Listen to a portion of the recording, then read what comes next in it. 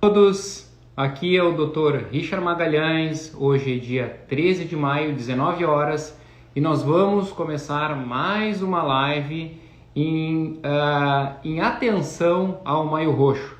Esse mês em que nós estamos todos atentos, todos nós da comunidade de médicos e pacientes envolvidos com a doença intestinal inflamatória, no sentido de divulgar a doença, de divulgar as formas de diagnóstico e tratamento. E nós, do CRCC-IAD, nós temos um time equipado, um time preparado para atender ao paciente como um todo.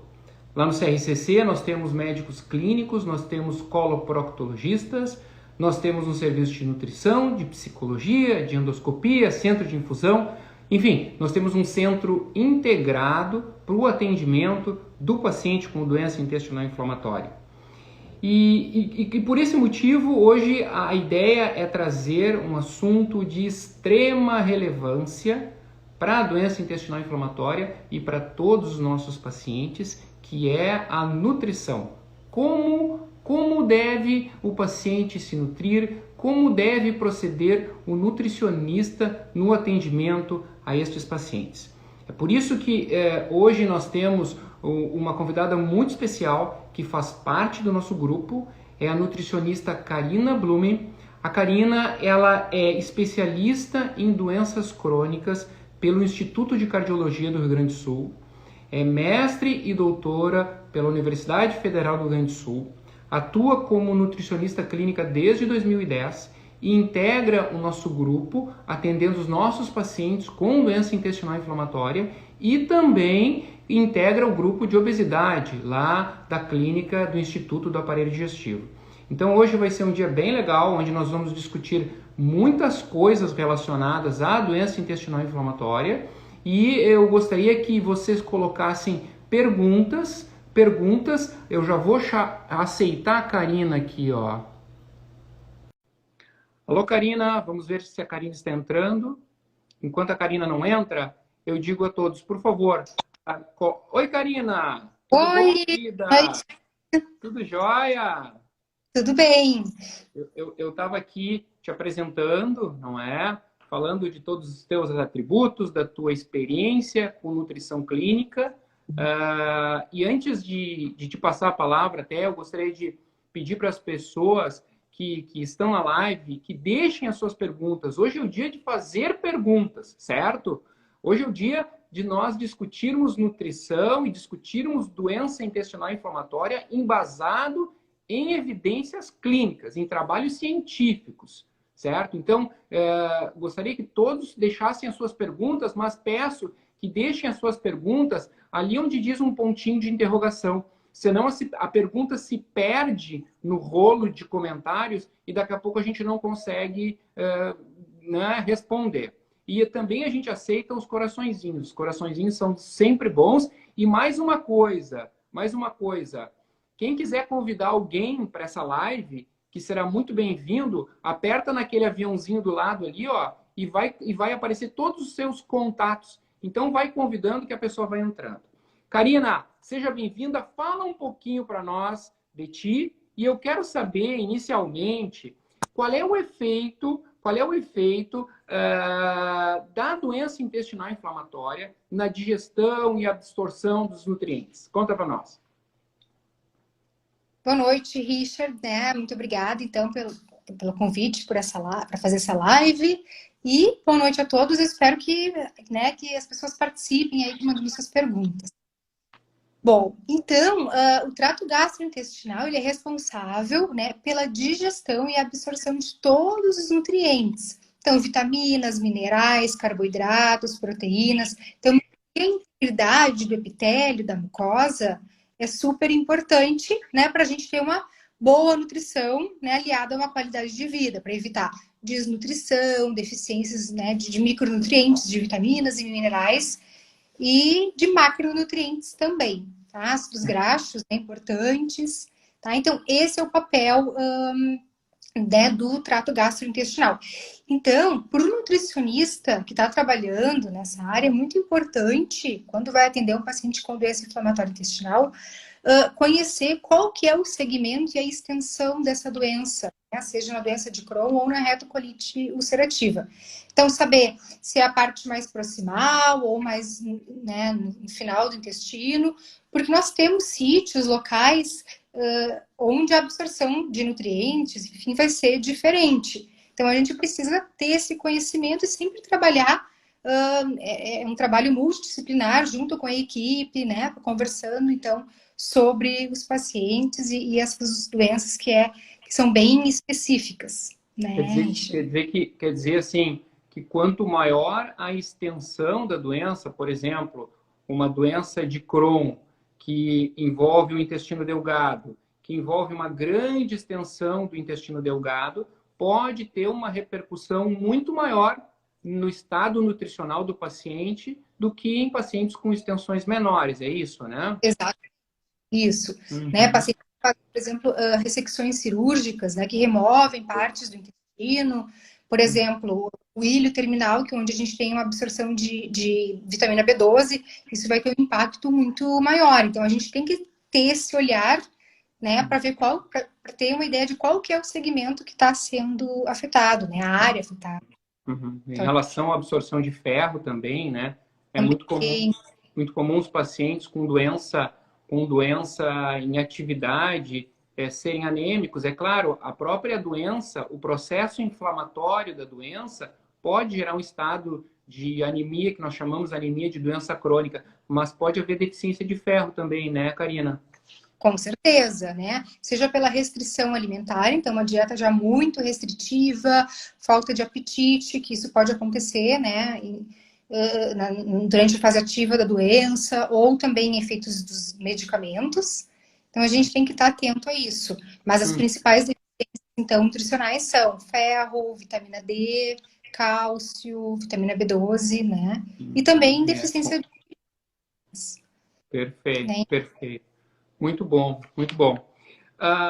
Vamos falar um pouquinho, então, sobre uma coisa que a gente recebe diariamente no consultório, não é? Perguntas muito direcionadas à nutrição.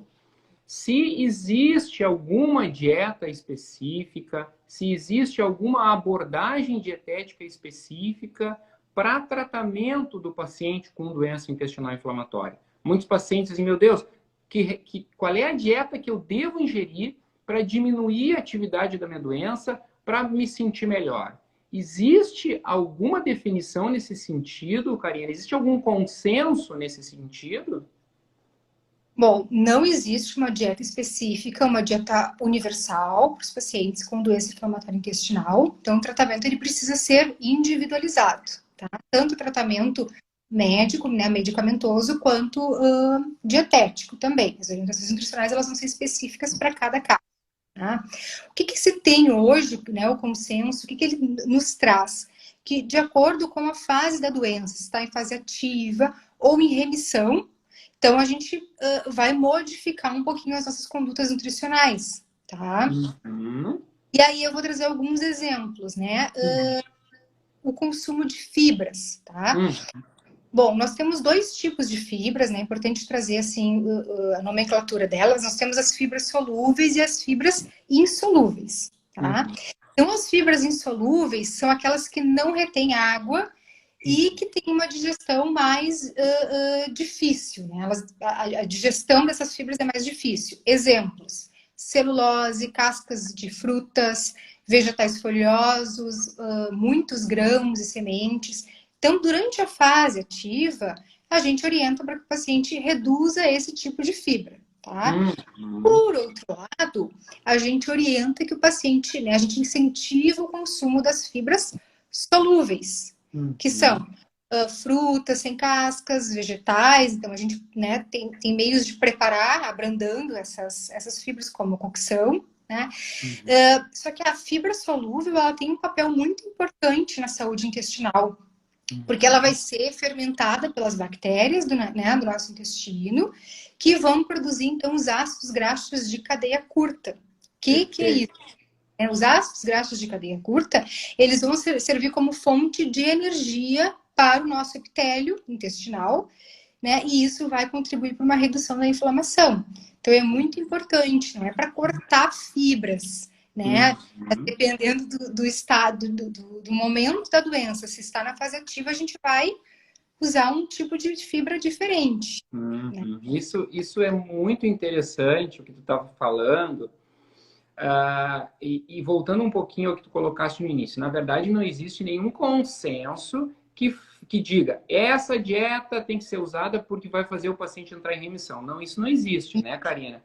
Por outro Não. lado, as pesquisas mostram que com o estudo da chamada microbiota intestinal, que é um grupo de bactérias que existem no nosso intestino, que alguns alimentos favorecem o crescimento e o desenvolvimento das, vamos botar entre aspas, boas bactérias, que são aquelas que, como tu estás dizendo, produzem substâncias anti-inflamatórias, produzem substâncias que protegem o epitélio, de alguma forma nos ajudando nos pacientes com doença intestinal inflamatória. Isso é muito legal, muito interessante, porque isso é ciência, né, Karina? É isso que tem de científico. No momento que tu dá uma fibra insolúvel, tu ajuda o intestino, tu favorece essas bactérias, não é? Desculpa te Uhum. interromper. Solúveis, né? Isso. Solúveis, isso. É, no momento da atividade da doença. Agora, no momento da remissão, né, a gente não tem uma orientação para retirar as fibras insolúveis, pelo Uhum, contrário. uhum, Então, uhum, a vai depender do momento que a doença está, né? uhum. Idade ou Existe. Uhum, uhum, perfeito. Existe uma situação, não é? E nós já vivemos com alguns pacientes isso, né, Karina? Que são os pacientes, por exemplo, com doença de Crohn, que têm áreas de estenose, que apresentam estreitamentos no intestino, e esses estreitamentos geram uma dificuldade na passagem do alimento. Nesta situação, qual é a indicação, a orientação dietética? Bom, então assim, depende do paciente, do grau que está essa estenose, né? Qual é o comprometimento, mas em geral a gente orienta então uma redução no consumo de fibras, né? Para que o intestino menos, para que não ocorra mais suboclusões, tá? Uhum, E aí, bom, muitos pacientes vão precisar modificar a consistência da dieta, ou uhum, pastosa, ou mais líquida, né? Para que para que o alimento consiga uhum, né, ele consiga percorrer esse intestino e uhum. essas estenoses, esses estreitamentos, né, fazer a É. passagem, digamos assim. Uhum, E em muitos casos a gente vai precisar suplementar, porque a nutrição via oral, ela, né, só pela alimentação ela não vai ser suficiente. Então a gente vai uhum, precisar de suplementos específicos para cada caso, ou de proteína, ou vitaminas, uhum. tá? E aí a gente vai ter que avaliar de acordo com os exames laboratoriais sempre, né?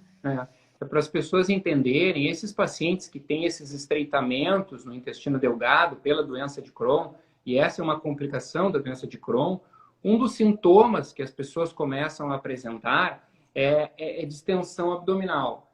Comem e a barriga distende, distende. Por Ah, quê? Porque começa a trancar nessas áreas, nesses estreitamentos. Não é? Então, a fibra, eu sempre dou o exemplo para meus pacientes, já viu o ralo de banheiro quando acumula cabelo? É exatamente o que começa a acontecer ali, né, Karina? A fibra começa a se acumular na área de estenose e faz uma obstrução, faz o que a gente chama de uma suboclusão, por isso a retirada da fibra, né? então a gente precisa facilitar esse trânsito intestinal, né, nos momentos de estenose. Uhum, perfeito. Um outro ponto que eu acho que é super importante a gente abordar são os alimentos industrializados, né? Assim, os alimentos ultraprocessados, que hoje a gente já tem evidência clara sobre o uso, né, desses alimentos. O que é isso? Quais são os alimentos, né, ultraprocessados? São aqueles alimentos que a indústria modificou, ou seja, adicionou corantes, conservantes, né, os emulsificantes que, sabidamente, eles têm um efeito pró-inflamatório.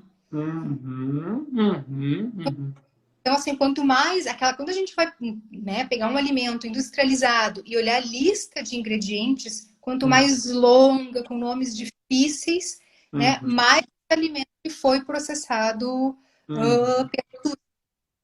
né? Eu uhum, vou trazer para vocês entenderem o que é um alimento não processado. Seria, uhum, né, um filé de peixe, tá? Uhum. Tilápia, tá? Um alimento processado vai Uhum. ser, então, o atum ou a sardinha enlatado. Uhum. Sofreu, então, pela indústria, né? Mas não totalmente. E um alimento que a gente chama ultraprocessado, que daí já tem muitos aditivos, seriam aqueles empanados, os nuggets, né? De peixe ou de frango, no Uhum. caso, Uhum. industrializados. Todos esses alimentos, eles têm um impacto pró-inflamatório. Então, a gente deve evitar sempre, tá? Uhum. Com doença inflamatória intestinal, né? Um outro componente também que é utilizado muito nesses alimentos industrializados é a gordura trans e a gordura. Uhum. Então, já Uhum. tem estudos dando o efeito da gordura saturada, que está presente além dos alimentos industrializados, alimentos de origem animal, carne vermelha, lácteos integrais, né, banha de porco. Uhum. Essa gordura saturada, então, ela pode favorecer a permeabilidade intestinal, né, e promover, então, a translocação bacteriana, ou seja, a entrada de bactérias ruins para Uhum. nossa corrente sanguínea, que é o que a gente não Uhum. quer, tá? Uhum. Perfeito, Né? perfeito. Então, E só muito importante é que dentre esses alimentos, essas gorduras saturadas, estão então o óleo de coco, uhum. que é muito difundido, né? Assim, ó, eu recebo sem mentir, assim, né, para vocês, em torno de 80% dos pacientes usando óleo de coco, porque viram na internet que é saudável, ou viram em algum site, enfim. Então, a gente tem que tomar muito cuidado, porque o óleo de coco é uma gordura saturada, né? Então, Uhum. orienta, tá? Eu sempre oriento usar o azeite de oliva, extra virgem, Uhum. que hoje é o que nós temos de melhor evidência, assim, para uso como gordura, né, para preparação dos alimentos. Uhum. Então, Perfeito, perfeito. Então, só para voltar um pouquinho em relação aos alimentos processados, né, ultraprocessados e os orgânicos, né? Uma das coisas que se discute bastante nos congressos de doença intestinal inflamatória é que realmente não existe uma dieta específica para doença intestinal inflamatória, mas é quase que um consenso que quanto menos processado for o alimento, melhor, né? É claro, eu também digo para os meus pacientes, não dá para virar um maluco do orgânico, né? Aquele que só come orgânico, porque nós vivemos num mundo industrializado, é impossível a gente fugir disso. Mas se houver a possibilidade de tentar mais a coisa menos processada, melhor, né, claro. né, E são Karina? caros, né? Os alimentos orgânicos. Então a gente também tem essa questão, se a gente esbarra, né, nessa Uhum. barreira. Uhum. Sabe que o teu áudio está dando umas bloqueadinhas. Eu não sei se as pessoas estão percebendo aí, mas para mim ela dá uma bloqueadinha. Olha aqui, ó. Eu vou fazer o seguinte. Ó, Karina. Alô, alô. Tudo bem, Karina? Agora tu Tudo entrou de novo. Tua internet está um pouquinho instável. tá. Eu deixei agora só a internet do celular. Vamos ver. Ah, eu acho melhor. Eu vou abrir um pouquinho a caixinha de perguntas aqui, tá? Porque eu e a Karina ontem nós estávamos combinando essa live e programando algumas coisas para falar e a gente já sabia de antemão que não ia dar tempo para discutir tudo o que a gente queria, né, Karina? Mas eu vou Uhum. fazer o seguinte, eu vou dar uma olhadinha na caixinha de perguntas, vou abrir uma pergunta e depois a gente continua, tá? Vou Tá. colocar aqui, ó. ah, a Cíntia poderia falar sobre suplementos para quem está fazendo atividade física versus doença de Crohn? Olha que pergunta interessante, né? Bem interessante. Então, assim, depende de suplemento. Provavelmente ela está falando de proteína e whey protein, E, imagino. acho que sim.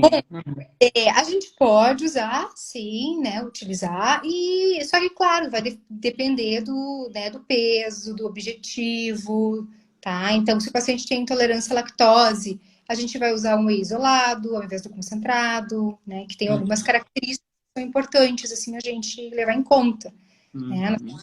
concentrado, que ele tem, que ele pode ter um pouco mais de de lactose. Tá? Uhum. E aí quem tem alguma intolerância, né? Tem que ser retirado. Então quer dizer que não há uma contraindicação. A pessoa pode usar, né? Em geral não há contraindicação, mas assim, tem que ser avaliado pelo Claro, nutricionista, né, para perfeito. fazer o excesso de proteína também não. O momento que vai ser consumida essa Perfeito. proteína. É importante a gente levar em consideração. Então, tem que fazer uma avaliação com o nutricionista, né, para saber se pode ou não, em que momento utilizar, a quantidade. Perfeito. Por isso que o paciente com doença intestinal inflamatória tem que estar ligado a um centro multidisciplinar, né? Onde vai ser visto pelo seu médico, pelo proctologista, pela nutricionista, né? Para ter essa orientação. Deixa eu ir mais uma perguntinha, depois a gente volta para o nosso. Aqui tem uma pergunta. Olha aqui. Pergunta da TF Veras. Boa noite. As enzimas digestivas de Gelive e de G+ ajudam quem tem retocolite? Não sei se tu quer responder, Karina. Mais uma pergunta médica, né? É, sim. O Digelive, ele é uma medicação que tem por objetivo uma enzima para digestão de carboidratos complexos, né? E a gente observa alguma resposta em alguns pacientes que têm aquele sintoma de distensão, inchaço, quando usa feijão, quando usa algumas leguminosas. Mas não tem nenhuma questão específica no que diz respeito à retocolite ulcerativa. E o G+ também é uma medicação sintomática, não há nenhuma contraindicação, tá? Mas não tem nenhuma indicação maior, né? Vamos voltar aqui para nossa para live e depois a gente volta para as perguntas. Fala um pouquinho sobre o ácido mirístico e adoçantes. O que tu me diz sobre isso? Bom, o ácido mirístico, então, ele é pró-inflamatório. Eu acabei já falando sobre o óleo de coco. Ele tá presente no óleo de coco e também no óleo de palma. Então, são dois óleos que devem ser evitados, né, em quem tem doença inflamatória intestinal. Uhum. É pró-inflamatório, né, Karina? Repete E aí, né? pró-inflamatório, induz a inflamação, Ele aumenta. aumenta a inflamação. Isso, Nós temos a pró e o anti-inflamatório. Então, eles são pró. Bom, em relação aos adoçantes, tá? O que nós sabemos, né? O adoçante, ele tem um impacto, ele pode ter um impacto negativo na microbiota, tá? O que o consenso nos traz? Evitar os adoçantes que terminam com ol, manitol, xilitol, eritritol, tá? Porque esses adoçantes, eles possuem componentes que podem aumentar o peristaltismo intestinal, então produzir mais gases, mais flatulência. E é importante observar que o adoçante xilitol, o manitol, o sorbitol, ele está presente em gomas de mascar, chicletes, né? A maior parte desses alimentos possuem, né? Balas, tá? Então, óleo também, né? Xilitol, assim, como o óleo de coco, ele tem sido muito propagado, assim, né? No meio, enfim, profissionais que, né, não são da área de doenças inflamatórias intestinais ou pessoas que não, né, blogueiros, enfim, então a gente tem que ter um cuidado com isso, com essas informações, assim, tem que ter um filtro, tá? Tem que ter muito cuidado com a informação que vem da internet, do YouTube, do Instagram, né? Porque a internet é livre, né? A pessoa pode colocar o que quiser, né? E muitas vezes tu vê essa questão do óleo de coco que tem sido tão difundido, tão preconizado, e logo nós vamos falar de outras coisas que têm sido bastante preconizadas, que são contraindicadas também. Na verdade, o óleo de coco tem uma ação pró-inflamatória. E nos pacientes com doença intestinal inflamatória são muito ruins.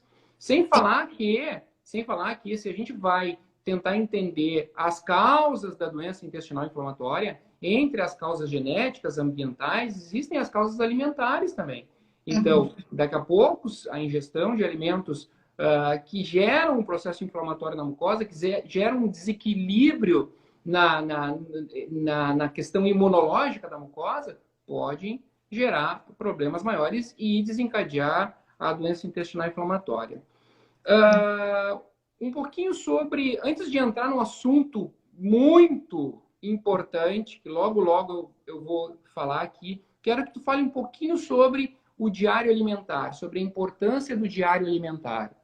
Então, manter o acompanhamento com o nutricionista, preenchendo um diário alimentar, o que que é isso? Né? Onde o paciente ele vai descrever os alimentos que ele consome, as quantidades e, ao lado, os sintomas desencadeantes, tá? Isso é uma das ferramentas que a gente tem na nutrição muito importante, né? Que a gente consegue fazer algumas correlações com alguns tipos de alimentos que podem causar tais sintomas. Por exemplo, aumento de náuseas, diarreia, flatulência, tá? Então é muito importante ter. Eu costumo criar no Google Drive, né? Ou compartilhar com os pacientes alguns aplicativos, e aí eles preenchem e eu consigo olhar isso em momento, na hora mesmo, assim, né? Em modo real. E isso é muito importante para a gente poder fazer mudanças na dieta, né? Às vezes o paciente não se dá conta das coisas que ele vem adicionando, alimentos industrializados, e com esse diário a gente consegue, então, ter uma boa ferramenta, né, de avaliação nutricional da alimentação.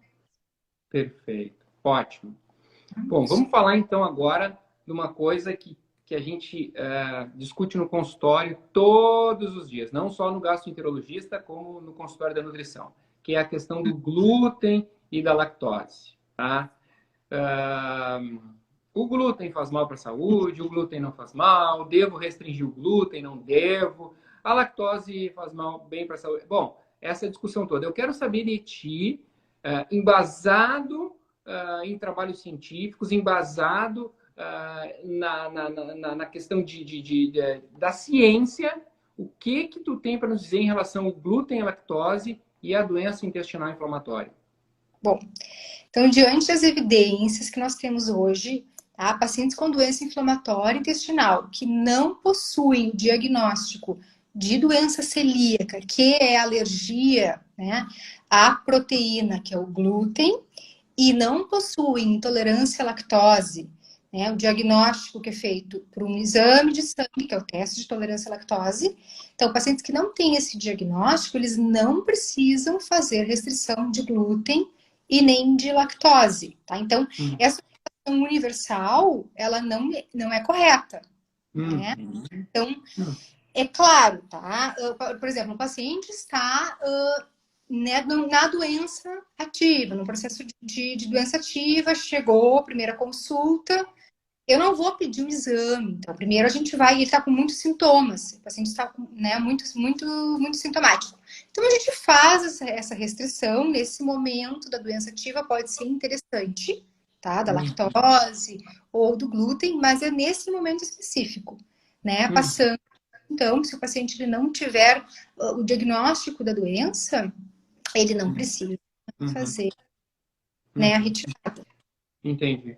Quer dizer, então, e isso é importante que fique claro para as pessoas, não existe nenhuma evidência científica de que o glúten tenha uma ação inflamatória na mucosa intestinal. O glúten não faz mal para a saúde em pessoas que não são celíacos, correto? É isso mesmo, Karina? Tu tem certeza que tu está dizendo isso? Pelo amor de Deus, Karina.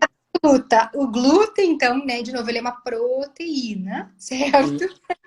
Então, que está presente no centeio, no trigo, na cevada, né? Sim. Então, nesses alimentos com maior teor de carboidrato, né? Então, assim, a gente precisa fazer um diagnóstico, então, para saber, daí é a doença celíaca, né? Alguns pacientes podem ter doença inflamatória intestinal e doença celíaca associada. Perfeito. E aí, sim, fazer, né, as orientações adequadas. Tá?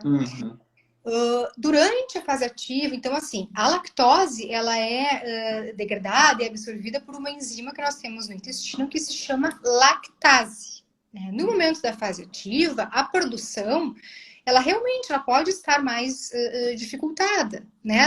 Imagina, o intestino está naquele momento de inflamação, então alguns têm benefício de fazer essa retirada. Né? Na prática, a gente vê bastante isso. Mas, realmente ter o diagnóstico, precisamos fazer um teste de tolerância à lactose, onde o paciente ingere uma quantidade de lactose e vai medindo o aumento da glicose no sangue, 30, 60 minutos depois. Então, exato. né? Pelo menos o sangue, né? A gente precisa ter um aumento de pelo menos 20 miligramas de glicose no sangue para que seja feito esse diagnóstico. Se o aumento for muito pequeno, né, na glicemia, significa que a glicose não está sendo, desculpa, a lactose não está sendo absorvida. Perfeito. Isso eu acho muito legal a gente estar discutindo, e olha só que legal, né? A Jerusa já colocou aqui que gostou muito da informação, porque o que acontece? As pessoas recebem estas informações da internet, não sei da onde, certo? Que são informações não embasadas cientificamente. Então, é muito importante que as pessoas entendam, em primeiro lugar, existe uma doença chamada doença celíaca. O que é a doença celíaca? É quando o paciente apresenta uma alergia a uma proteína, certo? Que é o glúten. E quando o paciente entra em contato com o glúten, ocorre uma reação inflamatória no intestino. Uma reação inflamatória que gera sintomas, dor abdominal, diarreia, um monte de sintomas. E essa pessoa... Como? Não, eu só queria fazer um parênteses. Na doença celíaca, o paciente ele não pode ter contato com absolutamente nada. Por exemplo, a ponta da faca, né, que tá ali, passou na geleia e passou no pão que tem glúten, se usar essa faca, vai ter uma contaminação cruzada que a gente... Exatamente, exatamente. E esse paciente que tem celíaca, que continua ingerindo glúten, esse paciente ele tem risco de ter complicações, inclusive câncer. Exato. Agora, o paciente que não tem doença celíaca e ingere glúten e não sente nada, porque existem os pacientes que não têm doença celíaca, mas que ingerem glúten e têm um desconforto abdominal. Nesses pacientes, a gente orienta que eles suspendam o glúten pelo desconforto. Mas quem não tem doença celíaca, e não tem desconforto, não existe nenhuma indicação científica da restrição de glúten em pacientes saudáveis ou em pacientes com doença intestinal inflamatória. Né, Karina? Exatamente. Inclusive na perda de peso, né? A gente observa muito. Não temos nenhuma relação com o consumo de glúten e perda de peso. Uhum. E mais uma coisa importante, Karina, em relação ao glúten e a diversidade da microbiota. O que tu me diz disso? Então, assim, dietas muito restritivas em carboidratos, né? Então, existem dois tipos de dietas, que depois eu vou comentar um pouquinho, que se chama dieta com baixo teor de FODMAPs e a dieta restritiva em carboidratos, tá? São dois padrões dietéticos, assim, que a gente usa muito raramente, né? No paciente muito específico. Porém, a restrição desnecessária de carboidratos, então, pode induzir a redução da diversidade da microbiota intestinal. Então, a microbiota, vamos imaginar, ela é povoada por bactérias boas e ruins, né? Se a gente tem uma predominância de bactérias ruins, então a gente tem um quadro chamado disbiose intestinal, né? E o consumo insuficiente ou inadequado de alimentos de origem vegetais, né? Por exemplo, esses que vão produzir os ácidos graxos de cadeia curta e carboidratos em geral, a gente pode ter uma redução da abundância e na diversidade da nossa microbiota, né? Ou seja, bactérias diferentes vão estar vivendo no meio, né? Quer dizer, então, quanto mais diversificada e equilibrada a dieta, mais diversificada a microbiota intestinal e melhor para o paciente, certo? Atualmente, o que é mais atual hoje, né? Antigamente, a gente estudava muito nutrientes específicos, né? E o conceito mais atual é estudar padrões dietéticos. Qual que é o impacto de determinados padrões? Tem até um estudo recente publicado agora que demonstrou que um padrão dietético mediterrâneo, né, comparado com um padrão de dieta ocidental, ou seja, com alimentos mais ultraprocessados, fast foods, essa dieta mediterrânea, né, que contém mais peixes, mais vegetais, mais frutas, azeite de oliva, ela tem um efeito anti-inflamatório, né? Ou seja, ela aumenta a diversidade dessa microbiota intestinal. Isso. É muito interessante. E aí, puxando um gancho para essa informação que tu está dando, tu sabe que a incidência, que é o número de casos novos de pacientes com doença de Crohn e retocolite na América Latina vem aumentando muito nos últimos anos, nas últimas décadas. E por quê? Por causa como é que eu vou dizer? Da dieta ocidental, não é? Dessa dieta americana que vem chegando na América Latina cada vez mais, do hambúrguer, da pizza, do alimento super preparado, como tu relataste. E essa dieta americana vem cada vez mais entrando e aumentando a incidência de doença intestinal inflamatória, falando o que tu está dizendo, né? A dieta mediterrânea é uma dieta protetora. Essa dieta ocidental é uma dieta que aumenta as bactérias ruins do intestino, certo? Altera a microbiota intestinal e tem um efeito pró-inflamatório. Mas aí, puxando o gancho dos probióticos, certo? Fala um pouquinho sobre... Existe alguma indicação de uso de probiótico na doença intestinal inflamatória? Não existe evidência, tá, para o uso, né? Casos extremamente específicos, né? Tem que ser conversado, mas isso não é uma orientação geral, especialmente durante a doença ativa, né? Então, assim, a gente não sabe a procedência das cepas, né? Então, assim, muito tem se usado kombucha, kefir, né? E a gente realmente não sabe muito a procedência dessas bactérias. Né? E, de novo, falando sobre a permeabilidade intestinal, durante a fase, principalmente ativa da doença, o intestino está mais permeável à entrada de bactérias. Então, se a gente fornecer bactérias que a gente nem não tem conhecimento, não sabe procedência, essas bactérias podem, então, penetrar essa barreira intestinal, né? E fazer essa translocação que a gente chama, né? Trazendo problemas até mais significativos, né? Com certeza, já tem relatos, inclusive, de sepse, né, com o uso de kombucha, tá? Exatamente. As pessoas acreditam que com o uso da kombucha, né, que vão povoar a sua microbiota intestinal com uma maior diversidade de bactérias, certo? E isso vai trazer um benefício maior. É isso que se apregoa. Mas é importante que as pessoas entendam que não existe nenhuma evidência clínica nesse sentido. Não existe nenhuma evidência no uso de probióticos, nem para doença intestinal inflamatória. Quer dizer, até eu vou fazer uma correção. Na verdade, existe uma indicação para o uso de uma bactéria, um probiótico, numa situação clínica específica chamada de Pauschite. O que é isso? É o paciente que tem uma retocolite ulcerativa muito grave e que teve que se retirar seu intestino grosso e que formou uma bolsa para simular o intestino grosso. Formou-se uma bolsa com intestino delgado, que a gente chama de pouch, de inglês, né? Como se fosse uma bolsa. E em alguns pacientes apresentam inflamação desse pouch, certo? E os estudos mostraram que existe uma bactéria específica, que agora eu não me lembro o nome dela, te juro, que atua diminuindo a pauchite. Mas, gente, é só isso. Não existe nenhuma outra indicação. Muito menos do que kefir da kombucha. Exatamente. Né? E o uso de antibióticos, Richard, o que tu acha? Né? Muitos pacientes chegam usando antibióticos e querem usar também querem utilizar probióticos, né? Vem questionando, assim. Também não tem indicação nenhuma, não tem nenhuma evidência clínica. O paciente que usa antibiótico, né, e quer usar o probiótico para proteger sua flora intestinal. Não existe. Não existe informação clínica relevante a esse respeito. Eu pensei que tu fosse perguntar o antibiótico na doença intestinal inflamatória. Existem algumas situações que a gente usa, né? Por exemplo, supercrescimento bacteriano.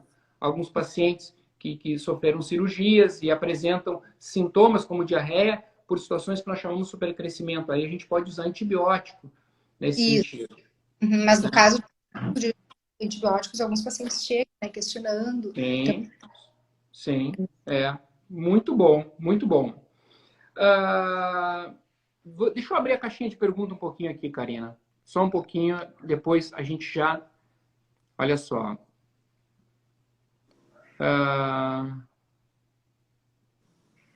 A cafeína tem alguma contraindicação?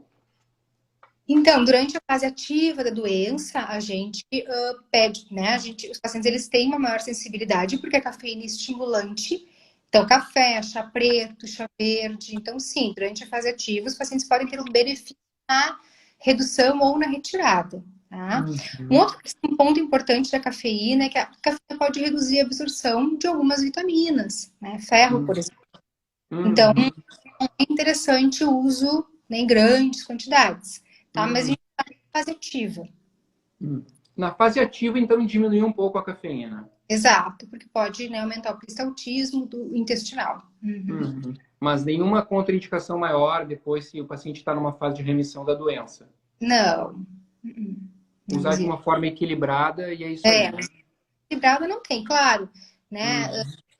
Aquele cafezinho depois do almoço, então a gente faz um almoço com um monte de vitaminas, minerais, e logo depois tomar o famoso expresso, não é interessante, pode reduzir a absorção das vitaminas. Então, esperar um pouquinho, né? Esperar uma hora, um cafezinho. Perfeito. Olha só que legal aqui, Karina, essa pergunta do Daniel, tá? Que a gente pode explorar um pouquinho essa questão da fraqueza. Tem o retocolite ulcerativa em remissão, exames normais, mas a fraqueza geral persiste. Alguma dica? E é importante, assim, que essa queixa de cansaço, fraqueza na doença intestinal inflamatória é uma queixa que está presente e pode ser multifatorial, né? Além da própria atividade da doença, mas no caso aqui o Daniel está dizendo que ele está em remissão da doença, e é importante que ele realmente esteja em remissão endoscópica, certo? Que tenha se visto lá o intestino dele com a colonoscopia ou com a tomografia e que ele esteja em remissão endoscópica. Porque daqui a pouco, Daniel, tu pode estar cansado porque talvez tu não esteja em remissão mesmo. Porque uma coisa é remissão clínica, o paciente assim não está tendo diarreia, não está tendo dor, mas ele pode ter atividade inflamatória vista na endoscopia. Então, isso é o primeiro ponto. Do ponto de vista nutricional, existe alguma dica, existe alguma situação que pode se buscar que possa estar justificando a fraqueza, Karina? A gente tem que avaliar os exames laboratoriais, então, deficiência de ferro, deficiência de vitamina B12 tem relação, né, com essa fraqueza, enfim. Uma dieta muito restritiva também, né, ele pode estar muito severo de carboidratos. Então, a gente tem que fazer uma avaliação, né? Uma avaliação nutricional, né, bem adequada, né? Porque daqui a pouco ele pode estar com uma deficiência vitamínica e isso justificar, por exemplo, a deficiência de vitamina B12 gera sintomas graves, né? Parestesias também, que é falta de sensibilidade, né, nos membros. Então, redução de sensibilidade, memória pode ficar afetada com a deficiência de vitamina B12, cãibra, então é uma série de sintomas, né? Então, a gente tem que avaliar, sempre ter essa avaliação de laboratorial, né, por trás. Necessita uma abordagem, tá falhando um pouquinho às vezes, mas tudo bem, vamos lá. Tá cortando um pouquinho, né, a tua internet. Mas esses são os problemas das lives e desse novo normal aí. A gente vai tocando, é bom tu não mexer na tua internet agora, você não pode cair. Deixa eu ver aqui, ó, alguma outra pergunta aqui. Tem algumas perguntas clínicas, não é, de medicamentos que a gente não vai responder porque, na verdade, hoje é uma live mais direcionada para nutrição, certo, gente? Peço desculpa. Essa pergunta aqui, ó, puxa, essa pergunta é bem... não foi possível comparar a resposta novamente. Opa, deixa eu ver aqui se eu consigo de novo aqui. Aqui, da Adriana.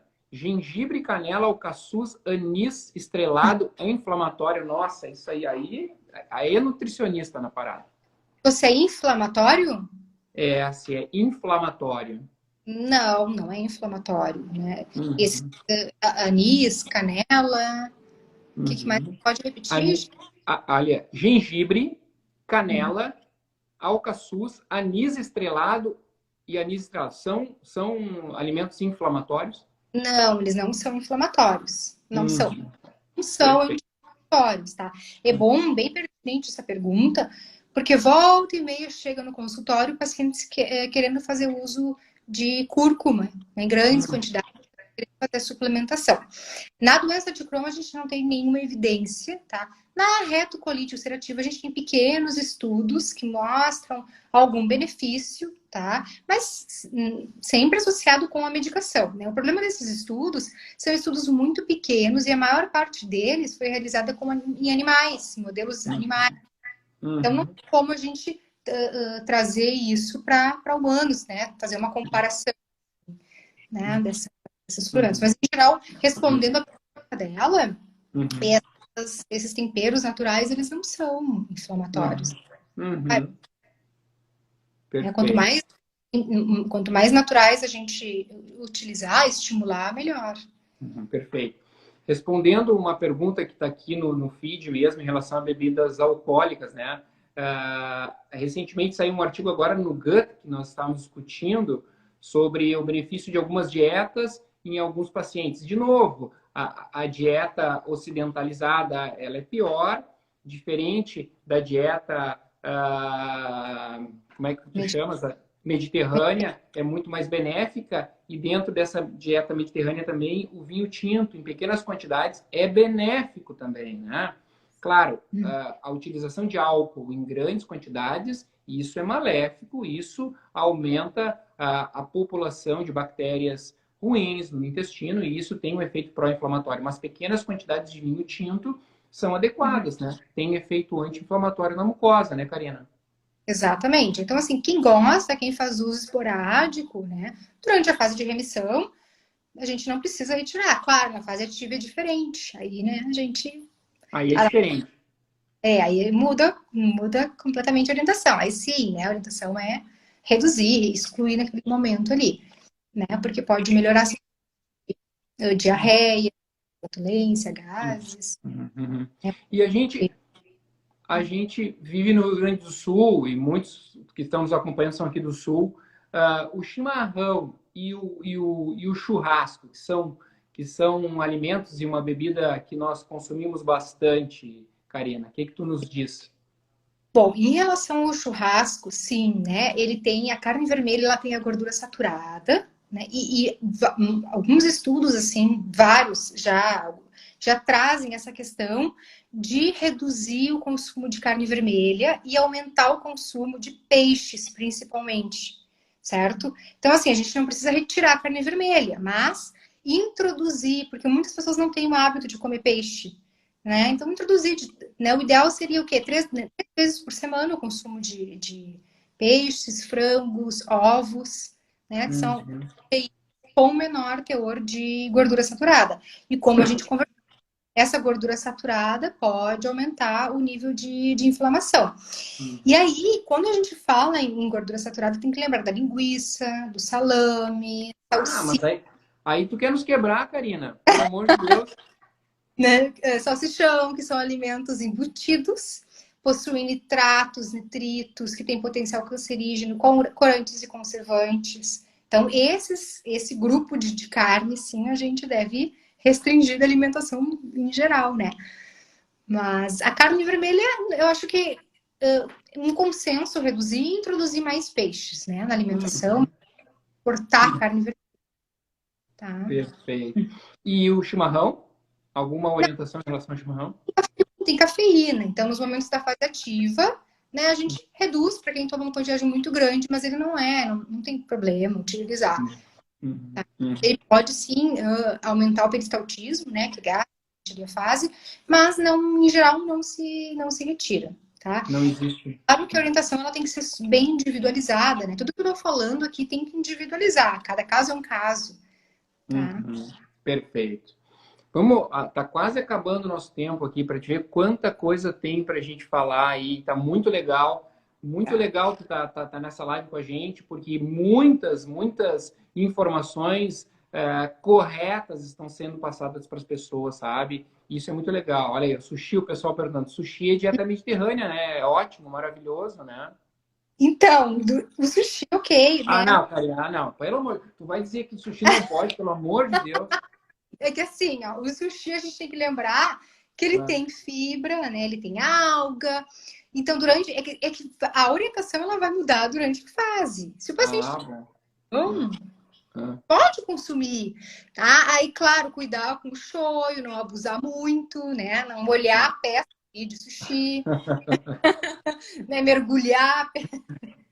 Mas a Porque gente já sabe que glúten pode comer, a ó, lactose pode comer, que tem no nosso sushi brasileirado aqui, né? E ainda mais ó, peixe, maravilhoso, né? não consumir, tá? Durante a fase ativa, os pacientes podem ter sintomas, né? Mas não tem problema, assim. Perfeito. Deixa eu ver mais uma pergunta aqui. Puxa, é um monte de perguntas. Frutos do mar, teve uma pergunta sobre frutos do mar, eu acho que já foi respondida, né? É assim, durante a fase ativa, ostras e mariscos, é bom a gente Hum, reduzir muitos hum, pacientes têm sintomas com esse grupo, com esses alimentos, tá? uhum. Alô, Karina? Tá Oi? ouvindo? Ah, Tô. tá, beleza. Tá, show. Eu vou botar mais uma perguntinha aqui antes da gente começar a encaminhar a finalização. Olha aqui, ó. Tem alguma restrição em comer grãos, como feijão? Essa Então, isso pessoa que é é pérola individual. negra fala doença de Crohn. Então, isso é muito individual, tá? Durante a fase ativa, a gente prioriza o caldo do feijão, né? Feijão, Hum, lentilha. E durante a fase de remissão, não tem orientação de cortar leguminosa. O que é hum, interessante, assim, é deixar o feijão de molho durante 12 horas em água e antes do preparo a gente trocar aquela água, porque daí a gente consegue hum, eliminar fitatos, oligosacarídeos, que é um grupo de carboidratos que podem fermentar, né, e hum, aumentar a chance de gases, enfim. Mas não precisa cortar o feijão, retirar o grupo da leguminosa durante a fase de emissão, né? hum. Alguns pacientes têm sintomas na fase ativa e a gente usa o caldo, né? Ou o liquidificado, a gente vai ajustando de acordo com cada caso. Por isso que é importante manter aquele registro alimentar, porque a gente vai fazendo, né? O paciente vai preenchendo, vai colocando os alimentos que ele foi consumindo ao longo do seu dia e numa coluna do lado os sintomas. E aí a Hum. gente tem as sessões. Essa informação trazer para nutricionista é muito importante, né? Muito, muito Uhum, importante. legal, legal. Né? Alimentos que são mais ou menos que o paciente tem maior ou menor sensibilidade. Né? É. Uma coisa, antes de te passar a palavra, porque eu quero fazer uma pergunta final aqui para te fazer para concluir, é importante que as pessoas saibam que existe o GDIB, que é o Grupo de Estudos de Doença Intestinal Inflamatória, GDIB, GEDIIB, certo? E o GDIB, como eu disse, é um grupo nacional de médicos, nutricionistas, enfermeiras que estuda doença intestinal inflamatória. E recentemente um grupo de nutricionistas desenvolveu uma cartilha, certo? Para orientar médicos, nutricionistas e pacientes no que diz respeito à dieta para pacientes com doença intestinal inflamatória. E essa cartilha está muito boa, A muito linguagem fácil.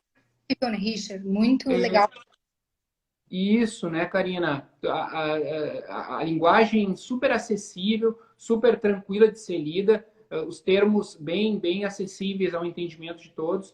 E essa cartilha está disponível lá no site do GDIB. É só entrar no site do GDIB, ela é gratuita e as pessoas podem acessar. É muito legal mesmo.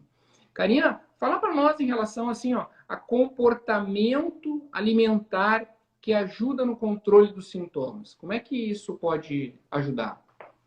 Bom, então assim, é muito importante a gente fazer reeducação alimentar, porque isso tem um impacto muito importante. Por exemplo, fracionar a alimentação.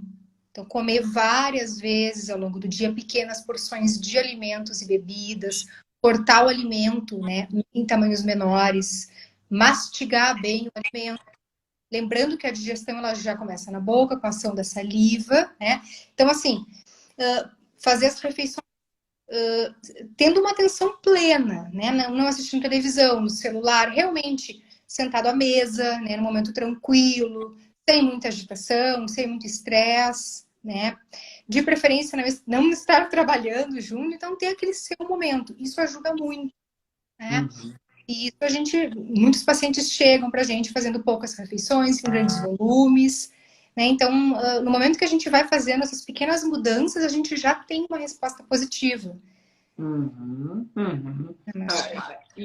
Tomar líquidos, grandes volumes de líquidos durante a refeição, como é que... Também pode impactar, né? Aumentar os gases, né? Porque isso vai, na verdade, o líquido junto, em grande quantidade, afeta a digestão. Uhum, uhum, uhum. Isso acaba... Das enzimas Uhum, digestivas, tá? uhum, Agora, claro, né? Tomar um copo, uma quantidade pequena, não tem problema, mas tem pessoas que uhum, tomam grandes quantidades e uhum, sucos artificiais, de novo, né? Tentar evitar ao máximo aqueles suquinhos de pacote que tem muitos aditivos, muito corantes, né? Eu sempre falo uhum, que amam aqueles suquinhos, né? Coloquem um pouquinho daquele pó na mão, esfrega, e aí uhum, observa a dificuldade que você vai ter para tirar aquilo. E aquilo é corante, né? uhum, uhum. É. Corpo. Uhum. Aí a gente entra naquela explicação dos ultraprocessados, né? Exato, dos ultraprocessados. Uhum. Uhum. Perfeito. Fala para nós o que tu acha aí de mais importante aí para passar para as pessoas aí para finalizar esse nosso encontro que, olha, foi muito legal, muito bom. Gostei demais, aprendi horrores, né? E acho que todo mundo aprendeu bastante em relação à nutrição contigo. E é importante que as pessoas entendam que tem que consultar nutricionista. O paciente que tem doença intestinal inflamatória tem que consultar nutricionista, porque cada situação, cada momento é um momento e as coisas podem mudar no que diz respeito, né, à orientação dietética, né? É muito individual, né, a orientação. Cada paciente pode ter uma resposta diferente. Então, a gente precisa ter esse acompanhamento para identificar os possíveis, né, Uhum. adiantes, tá? Uhum. A mensagem final, então, eu acho que o mais importante que tem que ficar é tentar preparar alimentos mais em casa, com ingredientes naturais, né? Tentar evitar alimentos industrializados, congelados, lasanhas congeladas, nuggets, salsichas, né, massinha do tipo miojo, já pode falar marcas, mas...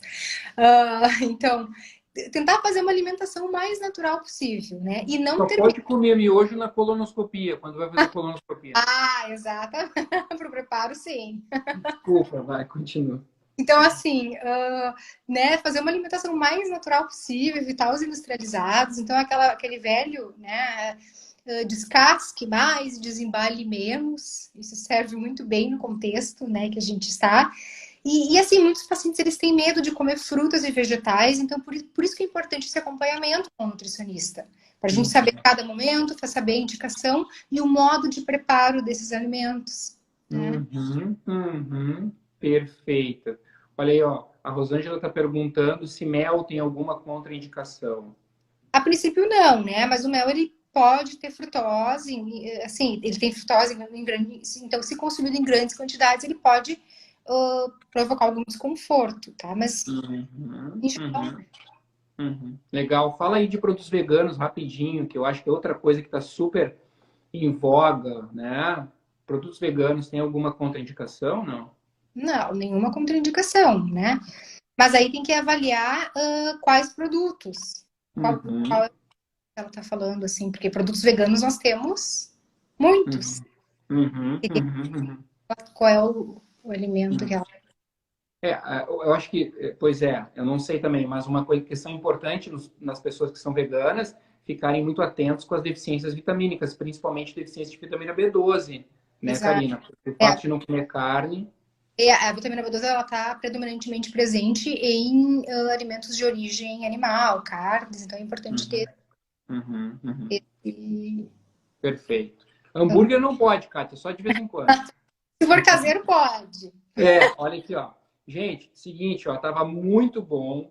Karina, muito obrigado. Foi muito legal. Te prepara que agora tu te aqueceu e tu vai participar de muitas outras lives. As pessoas aproveitam muito, certo? E eu acho que nós já conversamos isso. Nós temos obrigação de passar informações certas para as pessoas. Porque está cheio de gente passando informação errada para as pessoas, errada. E nós que estudamos, que trabalhamos com ciência, nós temos a obrigação de vir aqui e falar para as pessoas isso, certo? Muito obrigado. Quero agradecer a presença de todos e dizer que semana que vem nós temos a nossa nutricionista, a Priscila, também, que vai falar muito sobre essa parte, essa área emocional das pessoas, todas as pessoas com doença crônica. A vida já é difícil para quem não tem nenhuma doença. Para quem tem dor abdominal, diarreia crônica, distensão abdominal, a coisa é muito pior. Então, a atuação da psicóloga é essencial. E semana que vem, a Priscila vai estar aqui para discutir conosco estas questões. Gente, muito obrigado. Boa noite. Fiquem com Deus. Até mais. Boa noite. Obrigada pela Tchau, presença. tchau. Tudo de bom. Tchau.